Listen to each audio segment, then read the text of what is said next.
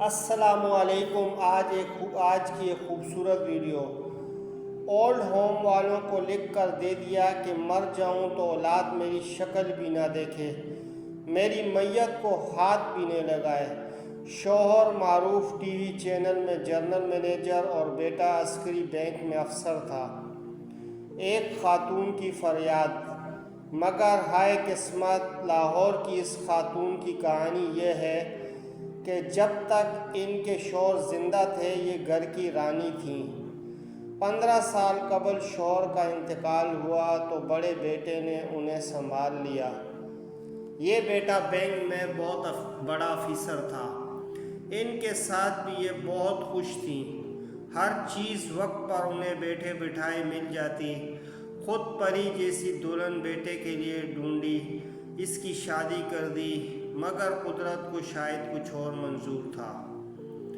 Bank افسر بیٹا ایک روز دل کا دورہ پڑنے سے انتقال کر گیا۔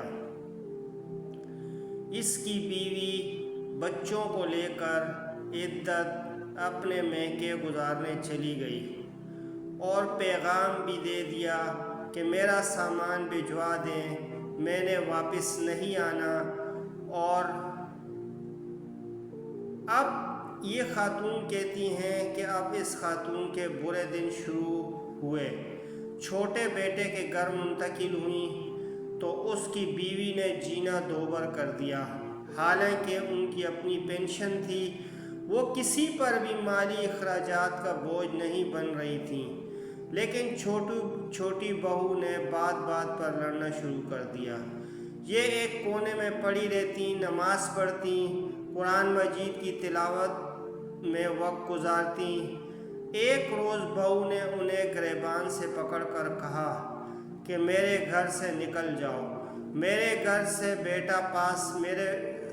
میرا بیٹا پاس کھڑا سب دیکھ رہا تھا۔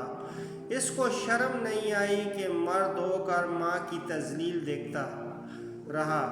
یہ خاتون صبر کر گئیں۔ اگلے روز انہیں نہ تو ناشتہ دیا گیا اور نہ دوپہر کا کھانا۔ جب کھانا مانگ لیا تو بہو نے کہا یہاں لنگر خانہ نہیں کھلا۔ اس کے بعد یہ انہی ہمسائی کے پاس گئیں اور اس کی منت کی کہ اسے کسی دارالایمان یا اولڈ ہوم کا پتہ دے دے۔ اس خاتون نے نیکی کی شام تک اولڈ ہوم ڈھونڈا اور اس خاتون کو خود اپنی گاڑی میں یہاں چھوڑ گئی۔ بیٹے کو نہ شرمندگی ہوئی اور نہ اللہ کا خوف۔ 2 روز بعد بیٹا آیا، ماں کے کپڑے، پینشن کارڈ، شناختی کارڈ دے کر گیا اور نہ صرف اتنا کہا ماں میں مجبور ہوں۔ جواب میں اس خاتون نے کہا بیٹا میں نے تمہیں معاف کیا، جاؤ اللہ کے حوالے، مگر میں مر جاؤں تو بھی آنے کی تکلیف نہ کرنا۔